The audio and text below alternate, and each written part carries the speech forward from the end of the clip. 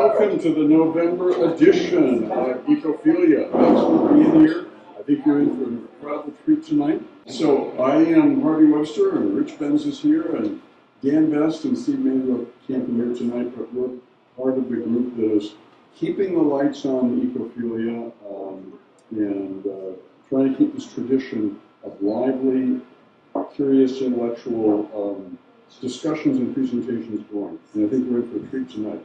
I'll give you a quick pitch though. In December, one of our own, Ann Schaffler, will be doing a deep boring into permafrost. And what's happening now with melting the permafrost, the effect on topography, the effect on atmosphere, the effect on what's going on in the world. And she has personal, very immersive experiences to relate, and that should be really cool. So that will be, I believe it's the 10th. The 11th of December, also here at Jolly's Pizza. And I know some of you showing up a little after 5. Ideally, we would be starting these presentations at 5, but I won't be your school teacher. So tonight, we're really very, very pleased to have a unique speaker. His name is Jim Cordova. Do I say Alfaro? Yeah, well, correct. Okay, Jim Cordova, Alfaro. He's a Costa Rican entomologist, conservationist, and founder of non-governmental organizations BioSur Foundation in Costa Rica and Lands for Biological Diversity in the United States.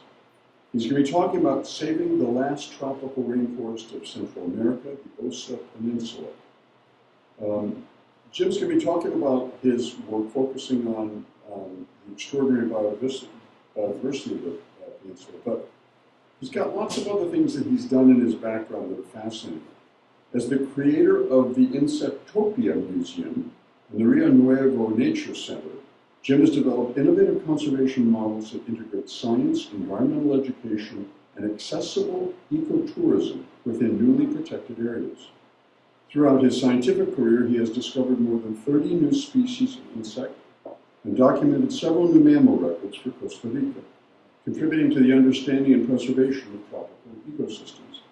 He is also the developer of the Animals of Costa Rica app. They've got an app for that. A digital platform designed to help users identify and learn about the country's rich wildlife. Recognized for his global impact, Jim was selected as a fellow of the IREX, the IREX Community Solutions Program, a prestigious initiative of the U.S. State Department, chosen from over 12,600 applicants worldwide, with only 56 fellows selected. He's currently working in the U.S. with his host organization, Tinkers Creek Watershed Partners in Huntsville, Ohio, where he is strengthening his skills in community engagement, watershed conservation, and sustainable environmental management. Guided by 4 core pillars: scientific research, environmental education, ecotourism for conservation, and community empowerment, Jim continues to bridge science and society, promoting conservation models that are inclusive, educational, and community-driven. It's my privilege and pleasure to introduce Jim Cordova. All right, so hello everybody. Thank you so much for this opportunity. It's a big honor. I travel miles and miles coming from the tropical rainforest to share this opportunity to all of you. I want to inspire you in conservation. I live in one of the most biologically areas on the planet. The rainforest is my home. So I live surrounded and immersed in the rainforest, basically in one of the most special areas of Costa Rica. And I'm coming from there. And all of them, also they want to tell you everything that I want to share in this presentation today. So it's a big honor, once again. So let me share the presentation.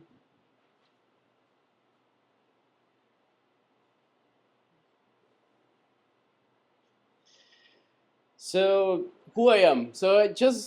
I am somebody that I feel in love with nature. Since I can remember, I've been in love with the biodiversity that was in my backyard. And that brought me into a huge journey to discover that biodiversity, the magazines like National Geographic was talking about this magical country that is Costa Rica. I heard about that magical country, but I grew up in the city, so there is no biodiversity there, or not so many left as they were sharing it in TV. So that brought me into create a small collection of insects, and that brought me into learn about the immature stages, the life cycle of bugs, and realize that a caterpillar can become a butterfly. And it's like, that is something that is really bizarre and crazy. How a caterpillar can become a butterfly. So I got fascinated about that, and I started creating basically a biological collection that started growing and growing and growing and growing, and ended up into the first museum of our community. So that curiosity in nature brought me not just to discover new species for science, where I've been able to name, also with friends, to keep discovering and describing the biodiversity of Costa Rica. But beyond just that is the emergency that we are facing today as a species. So we are in a critical situation in conservation in a global scale. This is a climate emergency. So that really brought me to feel worried. I can see the destruction happening. I can see what is going on in the natural world, probably better than any other person. And that pain brought me to create the first nonprofit organization, the first grassroots NGO of this part of Costa Rica, to preserve land, to preserve still vital ecosystems, and restore the biodiversity of that part of Costa Rica. So today I'm the founder of two nonprofit organizations. BioSur is the NGO in Costa Rica, and Lands for Biological Diversity is the US entity that I manage and I operate. So both are nonprofit organizations that are working together with different pillars in conservation. That is to conserve the biodiversity. That one of the most important goals that we have is to preserve this vital area of Costa Rica that we estimate that has almost 3% of the world's biodiversity there. And then to empower the local community. How we can motivate everybody to believe in this dream that we can live in a better world. So that is not easy to accomplish all this. And that really brought me into many things that I never expected in my life. I was just expecting to find bugs in the forest, collect the bugs, check the genitalia to see what they are, and but that brought me to start dealing with another community leaders, raising awareness in conservation, and even getting situations is like, oh, I need to deal with this logging operation and huge threats that was happening in the area, and it's like, okay, but that is why I'm here, because I'm trying to build up my skills as a community leader for empower my local community and the forest that you can see behind of me. So far in 6 years, we create a nonprofit organization dreaming that we can create new protected areas in the Osa Peninsula in Costa Rica, but I ended up creating 3 major projects. So basically, Rio Nuevo Nature Reserve, that today we are protecting over 700 acres of tropical rainforest in Costa Rica. This is a legacy for all of you and for the next generations to come. Insectopia, that is the Insect Museum, is the first basically research center, but also museum center for allow us to share about the understanding of the tropical rainforest and the biodiversity they inhabit there. Over 80% of the insects in Costa Rica, they don't have a scientific name. So creating this huge collection, which is a database, allow me to store that biodiversity, to help others to analyze that biodiversity, and we can go even deeper. Without scientific name or scientific information about what inhabit there, it's impossible to understand how our natural world is working. So, it's really important that we understand what inhabit there. So Insectopia is the first center dedicated just for that. BioSur basically is a cosmetic product company that empower local women in the Osa Peninsula. So we bring the medicine of the tropical rainforest and we put it in the skin and in the hair of the people. So and there are many incredible things, like literally, nature is magical, as you know. I think all of us we believe, and there are many things that we keep learning and discovering inside. So understanding all traditions that come from the rainforest people, you know, how they've been using the nature is how we ended up creating this other company.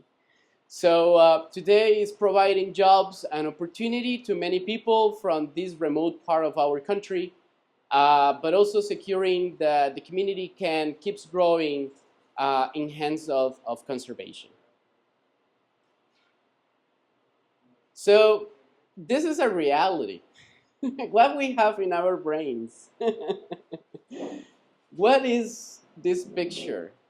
Because, you know, we are destroying that beautiful heritage of Mother Earth, and we are transforming that biodiversity into this. Is that progress? You know, or is that destruction? You know, what is this for you, for all of you? What you can see on this picture? Is painful? Is hard? Or is how we need to live? Do you think that this is natural? Or is healthy for all of us? So I think we need to literally rebuild ourselves and the model of how we concept prosperity and the concept of what means a good life. So as we can see, this is really shocking. We are literally transforming the most important tropical rainforest of the planet, that is the Amazon, into that gray boxes of human things, which is not the problem. The problem is how we build it up those concepts for we can find our happiness and how we can, you know, find what we require for life. So this is basically the protected area that I helped to create in Costa Rica. This is the Osa Peninsula. My heart is there. I love that area. I love the people there. It's my happiness place on earth. Always I come back there, it's like, oh, I live in heaven. And I want to share this with everybody. Everybody must need to see this for people to understand how much special it is. So this is basically the wilderness part of Costa Rica. There is nothing left on the Pacific side of Central America like this. The you get idea is like compress all the biodiversity in the United States in that small corner of Costa Rica. And Costa Rica is just 0.001% of the surface of our planet. So we are just a single dot on the planet, but we estimate that we have 6% of the world's biodiversity there. A little bit of the landscape that you can imagine, how everything looks like. Some of the magazines describe this place as the most biologically area on Earth, where the tropical rainforest meets the Pacific Ocean. We have that beautiful, perfect, intact, lush rainforest in front of the coast. It's something that, sadly, we don't have many places like this left on the planet. Luckily, still that occurs there. But we have that topography, some mountains, a lot of creeks, rivers. We have coral reefs, we have mangroves, we have cloud forests, we have oak trees on top of the mountains, and we have coconut, you know, on the beach. So it's a really complex biodiversity.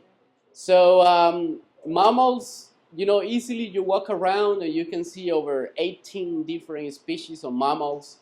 One of the most iconic species that we have in this part of Costa Rica is the tapir.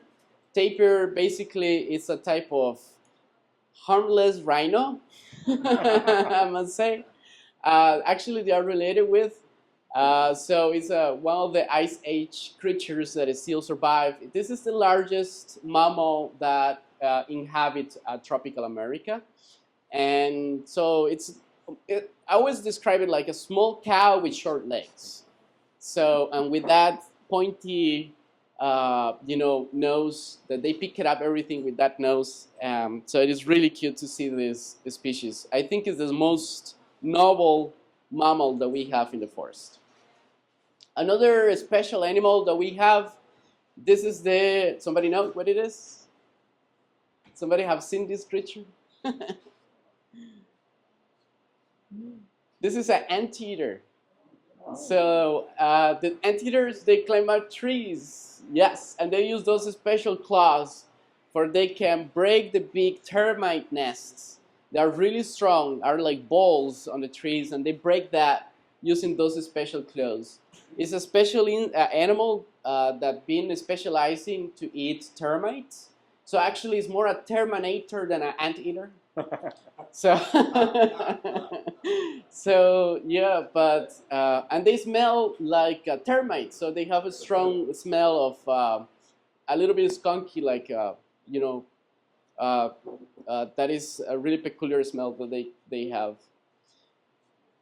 So BioSur has been not just expanding in surface area in protection. Also, we've been able to expand a team of local people. But I've been able to give opportunity to people that are sometimes put it aside or put it away from the tourism industry. Not everybody's ready for work with tourism. So it requires a lot of skills and training, and I got those guys, actually, that I feel they're my family. I feel really proud of them, what they do. They used to be poachers, gold miners, and loggers. They used to be basically my nightmare. But I realized that also they have the skills that I can use for help me to protect the rainforest. They know how they can navigate inside of the rainforest better than anybody. Compared with somebody with a biology title and all that kind of stuff, forget it. They know what they are doing. So I took advantage of that, and they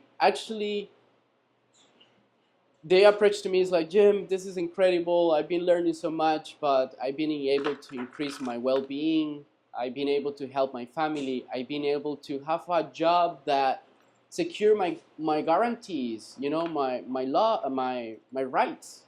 Because always I do the things really like, super right. I'm really a right person. So they were so happy, and still they are happy to work with us. I think that is why we are growing successfully, because we have a motivated team. So this is the beginning of the museum center. I started like creating this crazy collection. So I become in the history of Costa Rica, the youngest person to create a biological collection, but the second person, but legally, to have in possession a biological collection in our country. That brought me into 7 years negotiating with the government to acquire those special permits for basically create this idea of create this biological collection, but also this exhibit for the people to understand what is happening in the rainforest and the biodiversity that includes the area. But also we give opportunity to students, volunteers, people that want to do internships to come to Costa Rica. We have summer trips that people can go where they can help me to restore the rainforest with their own hands. So I want to share those opportunities. The people certify their time as well with our organizations, with our nonprofit organizations, and they can build up their skills in conservation.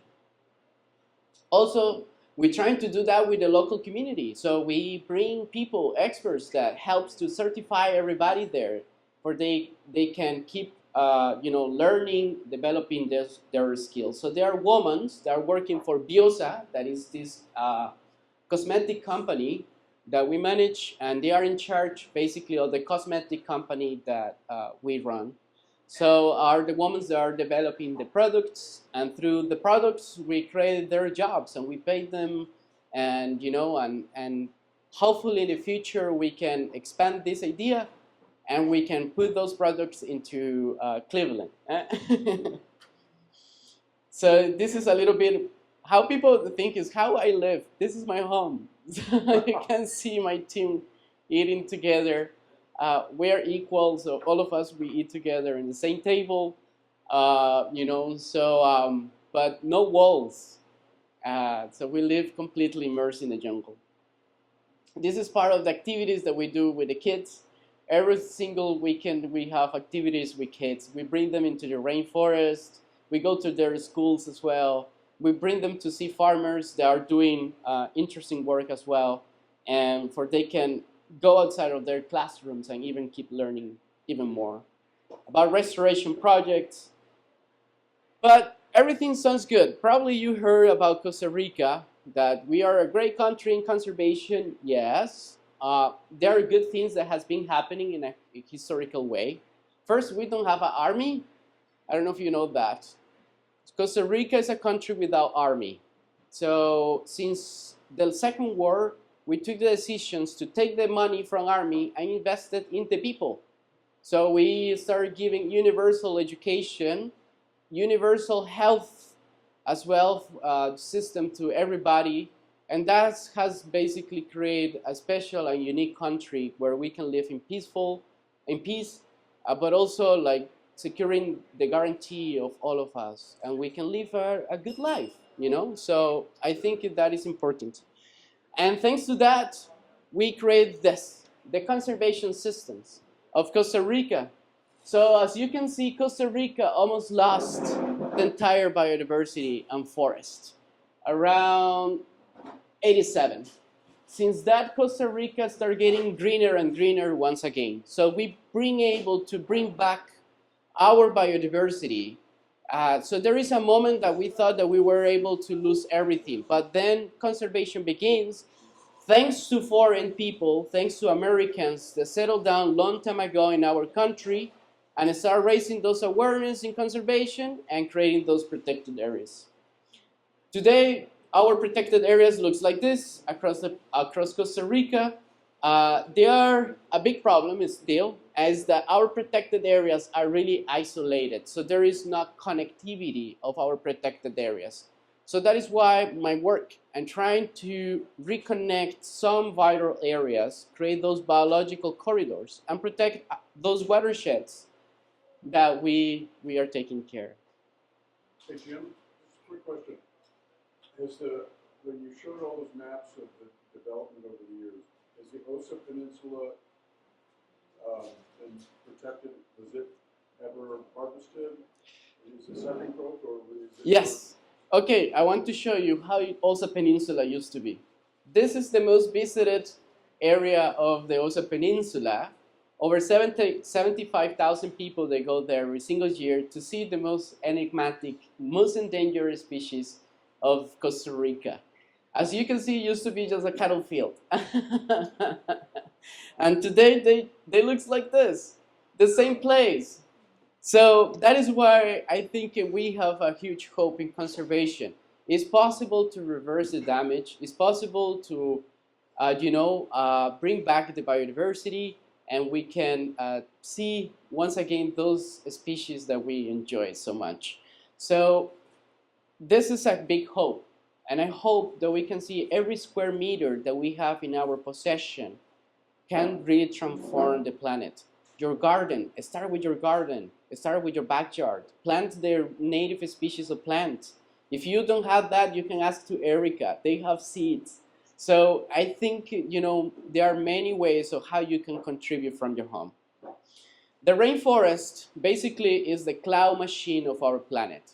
Our giant trees are pumping water to the sky, and those clouds can travel far away to even another continents. So the lack and the droughts and that we are suffering and the lack of water that we are getting is because we are destroying the tropical rainforest faster than any other type of ecosystem. So we need to protect what still is left, but also we need to restore a lot of areas around. So it's basically what we are doing in this place, giving opportunities changing what used to be, and give more opportunities to our local community to do the things in a different way. Okay, this section is about the challenges that I'm facing. Nothing is just a fairy tale, a pink color dream. So Costa Rica today, it's facing really big challenges. Monocrops is one of them. Over 2% of Costa Rica is pineapple. So basically, I'm going to talk a little bit more about that. And then almost 1% of Costa Rica is palm oil. So another crop that is threatening a lot. When you can see problems like red tides is a microalgae that bloom in the ocean and take the oxygen from the ocean, and then they kill all the biodiversity in the, on the coast. Red tides are around this area of Costa Rica, where we have those crops, for example. So it's like we cannot say they are related, but it's happening in the same region, so it's interesting. We need to keep studying that. But it's a huge problem. So we eradicate that huge genetic bank that we have on the planet. We are talking about 6% of the world's biodiversity. In the Osa is around 3%. We eradicate 3% of the genetic diversity of the planet for just plant one single species there. Plus, the rainforest is a really tall ecosystem, has a stratification. We have forest canopy, subcanopy, understory. So there is a huge stratification. Our trees, they are like umbrellas, and it's because we have huge precipitations. So their canopy slowed down the precipitation, and then that creates the springs, and that helps, that erosion created by the water doesn't make a big mess. But when you do that, you destroy the soil. All the precipitation wash all the nutrients away every single year, destroy all the nutrients, minerals, and everything wash away from the area. Literally, you destroy the foundation of life in that region. And that is one of the major challenges that we are facing. Since pineapple came in Costa Rica, we lost over 40% of the biomass of insects. So this is a huge threat because they are the foundation of the entire ecosystems. Without them, monkeys cannot eat, birds cannot eat, and any of us, we can live, literally. Some of the challenges in conservation of insects, because I love to explain about that. I love insects. Habitat loss, as we can see, is a big problem. Pesticides is a huge problem. All those problems combined with the extreme weather conditions that we are facing today is creating that we annihilate those animals as well. So droughts kill insects, strong rains, and floods kill insects as well. Light pollution, basically our cities is like a vacuum of insects. So every single night, tons and tons of biomass get exterminated by our cities just by the light pollution. And monocrops is another reason. So for understand what is happening deeper, we are now using AI to analyze the biodiversity. We are one of the first organizations combining AI. I know that AI can become a problem, but when it's used in a good way, can become an important tool as well. So we create this project to listen the forest. So we put those recording machines, 400 of them for 2 years. So we create a huge data. We train the computer for understand the screams of the monkeys. The computer detects 13 different types of screams in the spider monkey. And we train the computer to record that. Through that, we're being able to create distribution maps. And through the distribution maps, how roads, crops, cities, people, we interfere with the spider monkey. So there was a really interesting study that we did for understand a road expansion that we are facing now in the region. The government wants to keep cutting down the rainforest, But they don't want to do any assessment studies. They don't want to analyze what is happening and what could happen, with the conservation of this primate, which is now one of the most endangered species, the 22nd most threatened mammal of our planet, the spider monkey. This monkey. Have you seen it? Yes? Yeah, they're really cute. They're like humans on the trees. Yeah, so this is some of the news that we appear. So you can get more information if you write down a little bit of this in social media. So challenges and development is something that keeps threatening more than ever our biodiversity, especially now that the tourism industry is creating a huge impact in our country. You know, Actually, gentrification is now a huge problem in Costa Rica.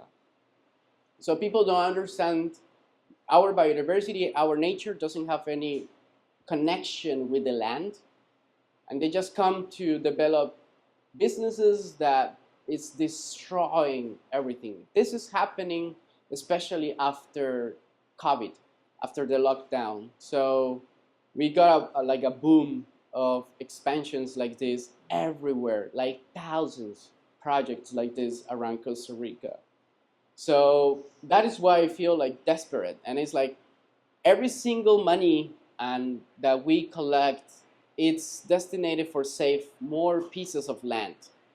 And I feel desperate for I can really secure, because it's the only way to how I can secure the protection of those lands. Where's most of the investment coming from for that development?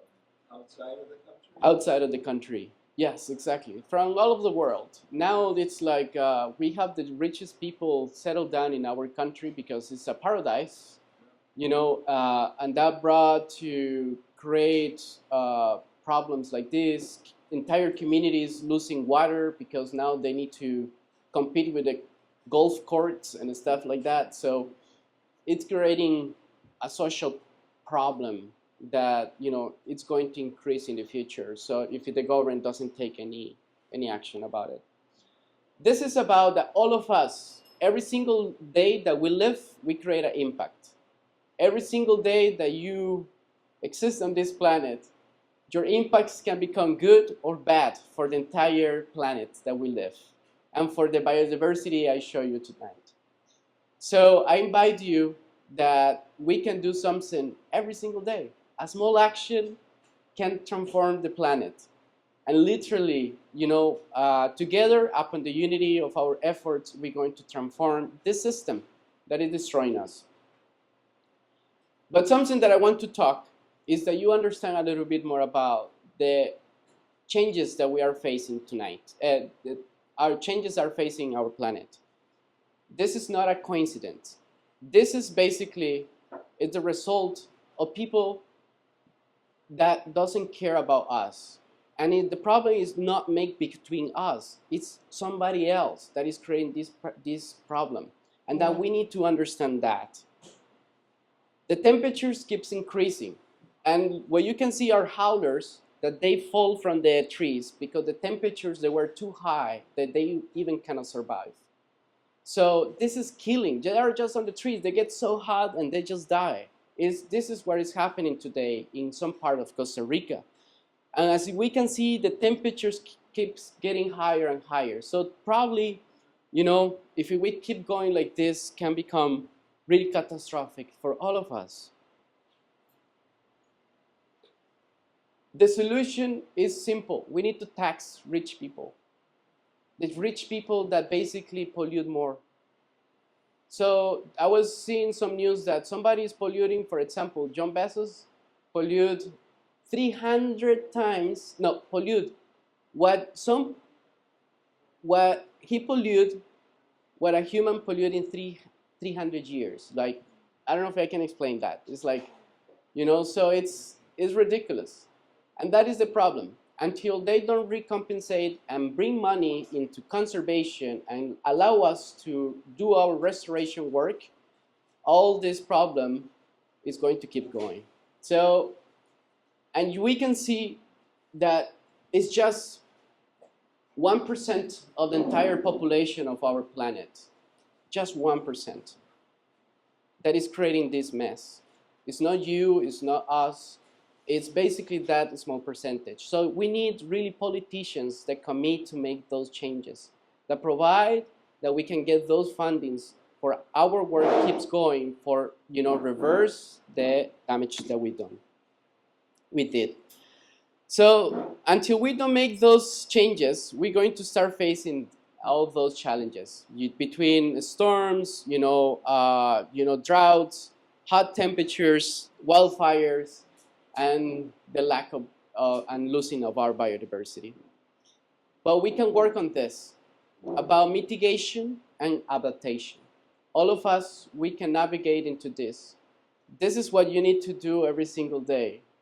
Trying to do something for adapt in your house. For example, trying to isolate even better your house. Trying to use alternative ways to make energy for your own way of house. Trying to avoid plastic.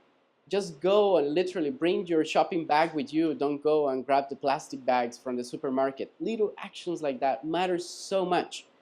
So, but we need to navigate into adaptation and mitigation to the new reality that all of us we are facing. And hopefully, through the protection of the tropical rainforest, we can absorb more carbon CO2 and we can build it up once again our planet. So thank you so much for your time.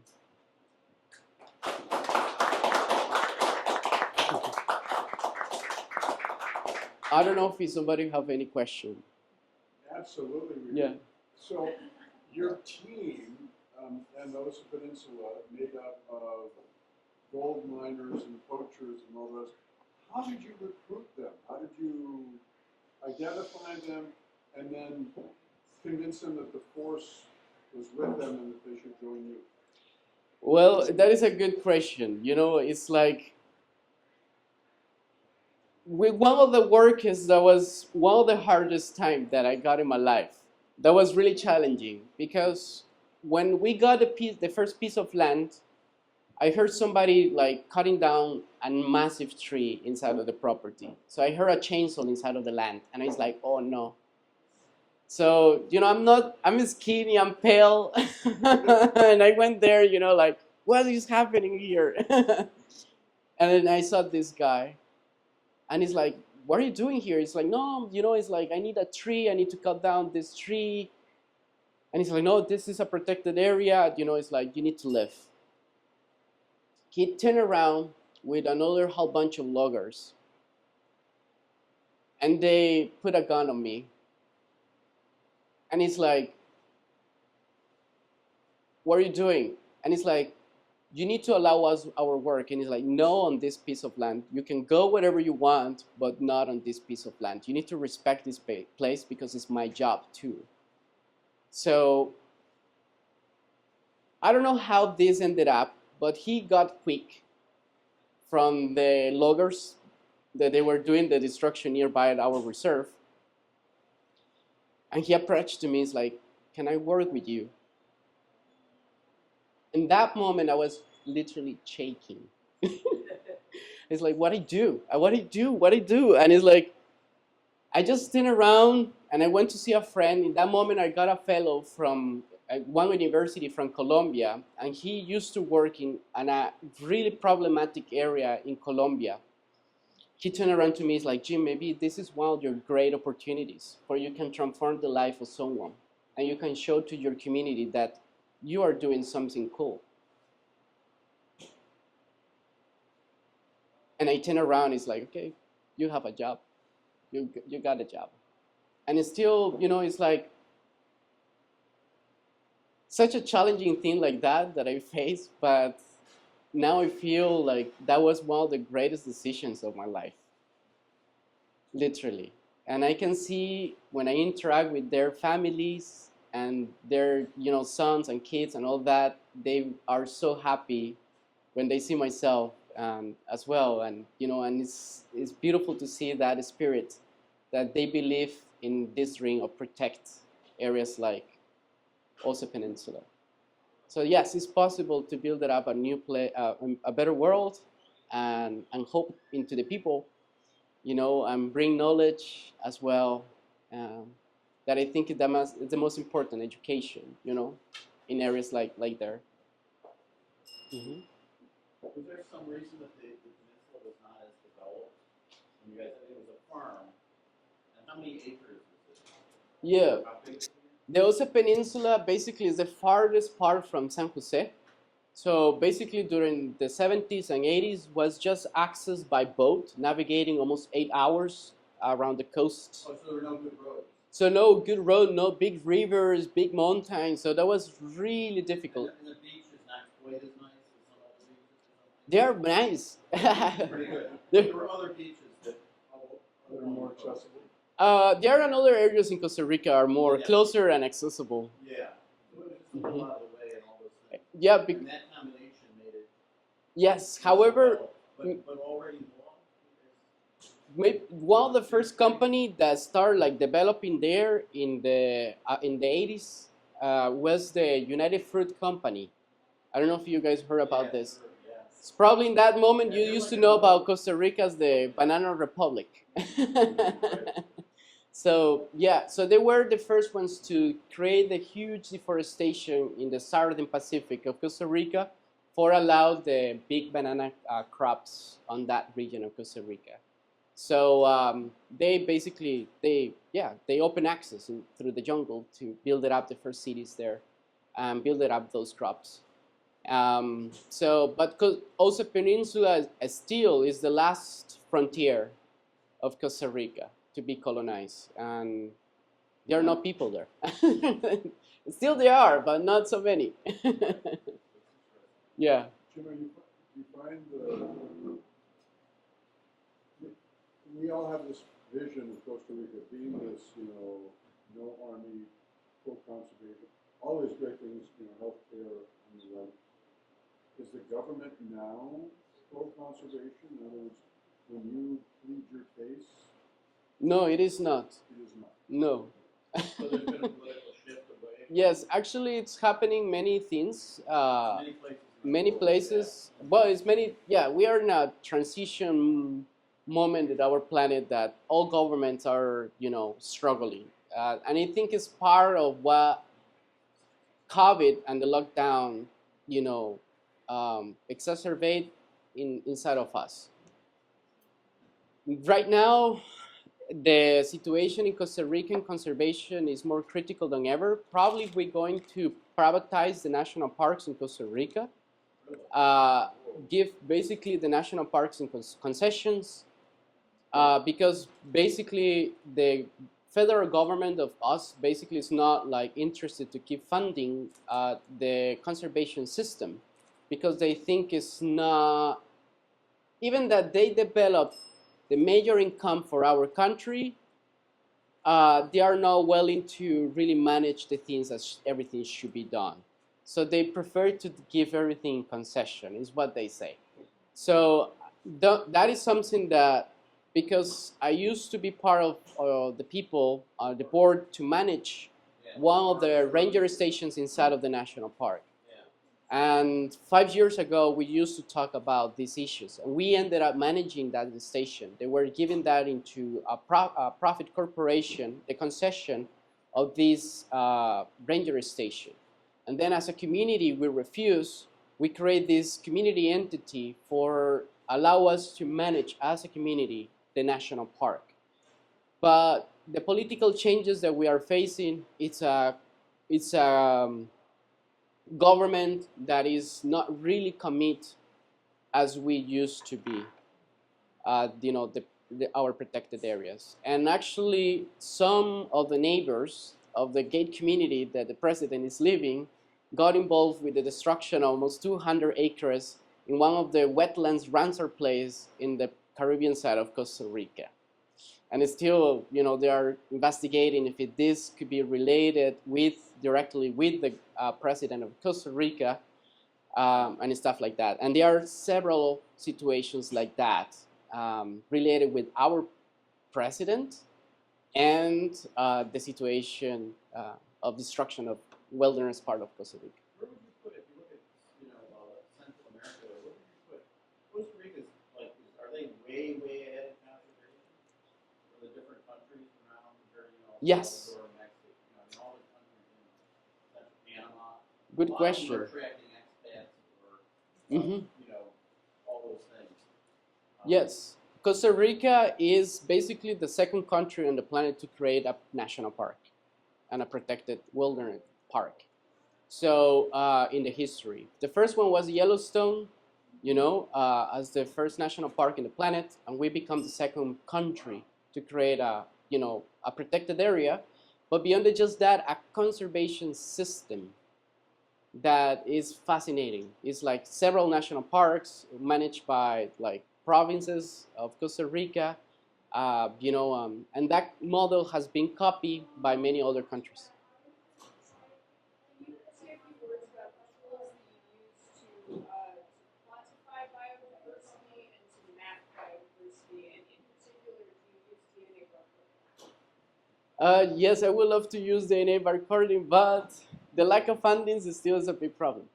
Um, that is why we ended up creating AI because can become more cheaper, and led us to get similar results as well to understand what is going on inside of nature. Like right now, we are just leaving a machine recording there for years and to see if there are changes in the volume of the forest. So between we start losing more biodiversity, nature and the rainforest is going to get more quiet. And we're going to start seeing those changes in the long term. So there's one of the experiments that we are doing. And then a bit of a follow-up on that. You mentioned briefly the coral reefs in the area. Are you guys connected up with groups that are taking refuge in those coral reefs? Yes, so this is basically, I don't know if you guys have 10 minutes more. I'm going to show a video of the watershed, but before that, I want to introduce Erica. So Erica, maybe you can stand up. Erica, I'm doing this international fellow program. Erica, Tinker Creek watershed partner that helped to them. We organized, we ended up here. I ended up here, thanks to them. Yeah. And she's helping us as well to spread more the message. But they are doing amazing work for protect the Tinker Creek watershed. So I invite you to follow her social media, also the work that she is doing, because we need to work first with our local communities to create an impact in a global scale. So I hope that you enjoyed this video. It's about the watershed that we protect and the Golfo Dulce, a special gulf that you can find humpback whales and many different other creatures. And also everything that you will see, all the forests and animals that you will see is part of what we protect. So I hope that you enjoyed this beautiful video.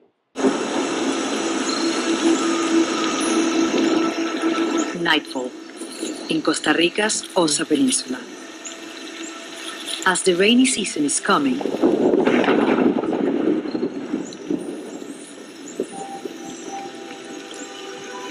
it's the cue for the most important journey in this frog's life. It's a male glass frog, and he's looking for a mate. But if he is to find one, he must travel quite a distance. He needs to find a river.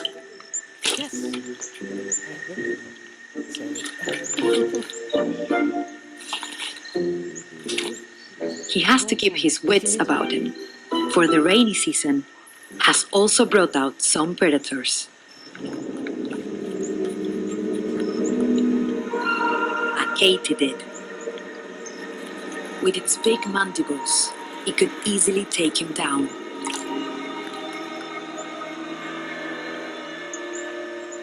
Easy does it?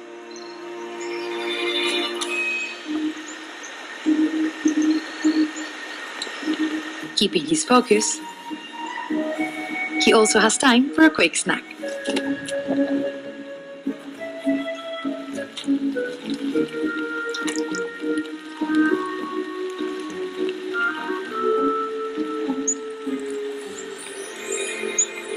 A female. This is his chance.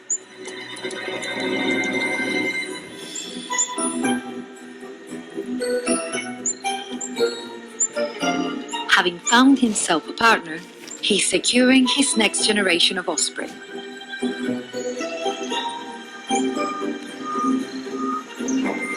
His job is done. Now all he needs to do is keep a watchful eye.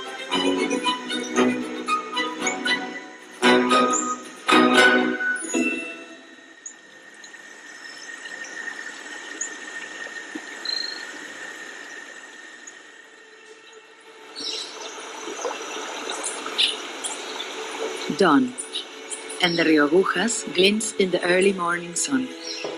Over 250,000 unique species live in this landscape, making it one of the most biodiverse places on Earth.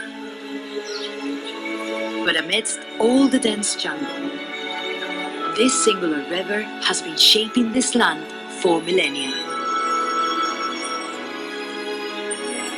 It is the lifeblood of the forest.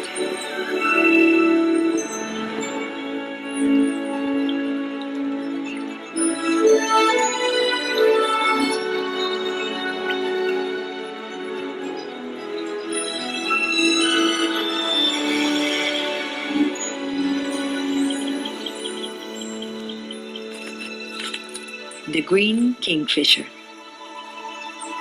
She's on the lookout for food. Having made this stretch of river her home, flying up and down, she keeps an eye out for anything that moves.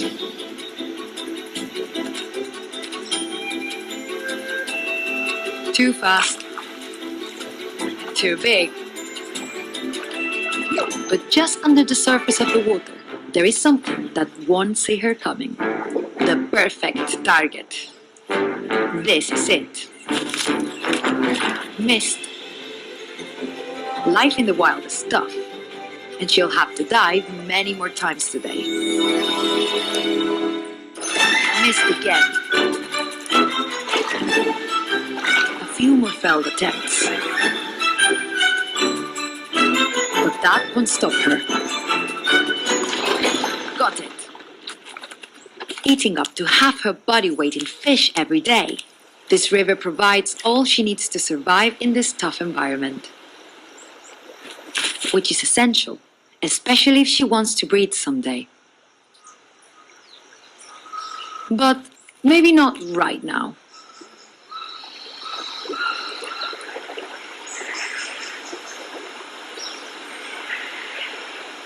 High up in the Osa, a small spring forms the birthplace of the Rio Agujas, the start of an incredible journey to the Pacific. As it winds through the jungle, carving into the hills, the stream creates diverse habitats along the banks, providing hunting grounds for small invertebrates and amphibians. Fed by the continuous rainfalls, this stream gains size, and joining with other nearby streams, they form a river. Great ceiba trees soak up the mineral-rich waters, and in turn provide food for the rest of the canopy. Some you would expect to see in the jungle, and some that are easily overlooked. This is a true network, with the river at its heart. In the coastal areas, mangroves line the banks, where crocodiles roam, and terrapins bathe.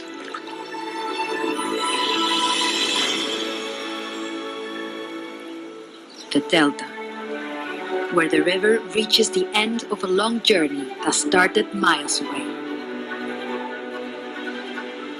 But even in the Pacific, it still continues to provide. As the mineral-rich freshwater mixes with the sea, these estuaries are home to a unique environment that supports an incredible array of species.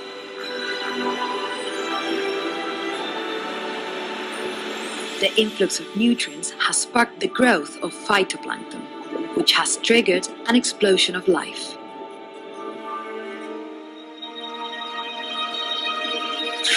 dolphins gather on the coasts of the Osa, in their hundreds. As a group, they move in unison, looking for food and having the time of their lives.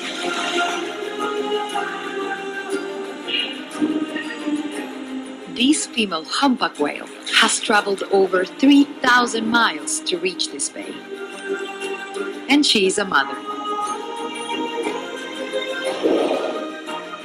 The Golfo Dulce has become a safe haven and a nursing home for these cetaceans.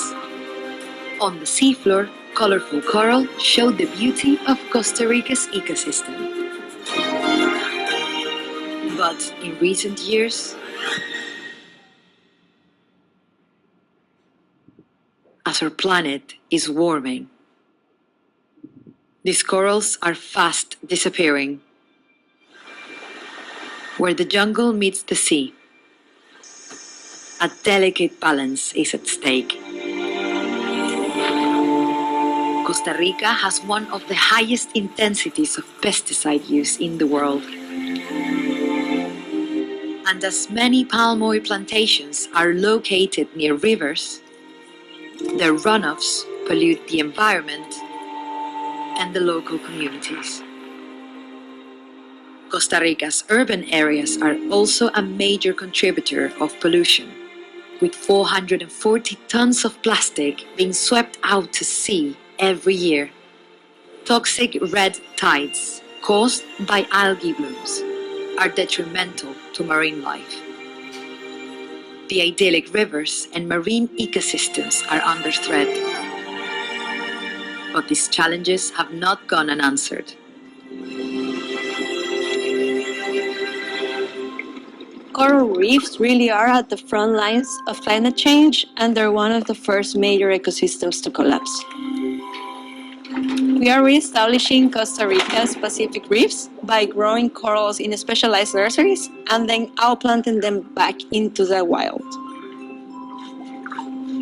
Our efforts are vital for the reef's survival and the rest of the ecosystem. But we can't do this by ourselves.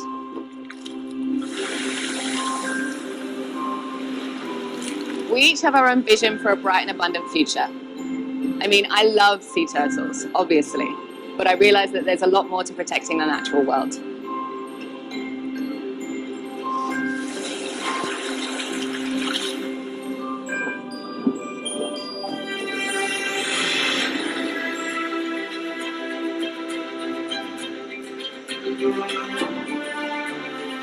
If we want to conserve our biodiversity, we need to protect the river sites. Our nature reserve is doing just that, and we are looking to acquire more land in the future. La educación ambiental es la clave para la conservación. Queremos brindarle a las personas de todos los orígenes la oportunidad de aprender sobre el medio ambiente y protegerlo.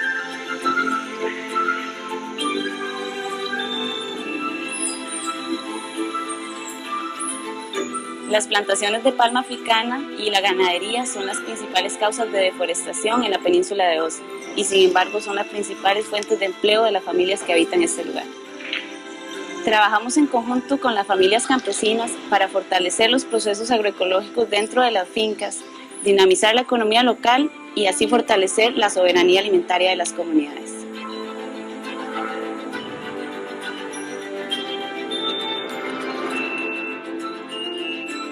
Nous sommes maintenant en mesure d'utiliser la technologie pour effectuer des recherches plus approfondies sur la faune sauvage, y compris ici, dans notre travail sur les jaguars, une espèce en voie de disparition.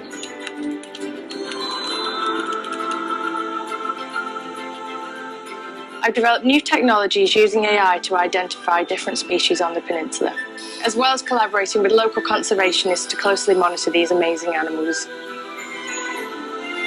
After working in the Osa for close to a decade, I realise now that the research we conduct has a huge impact on the future of this area. Individually, these organizations have great initiatives, but the work that they're doing is so interconnected.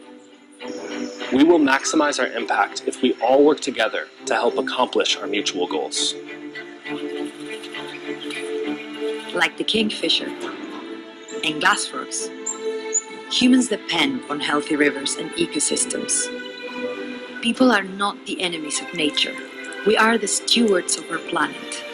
And it's our responsibility to find the balance between human needs and natural conservation. Join the collective and come get involved. Right. Learn more at joingsc.org.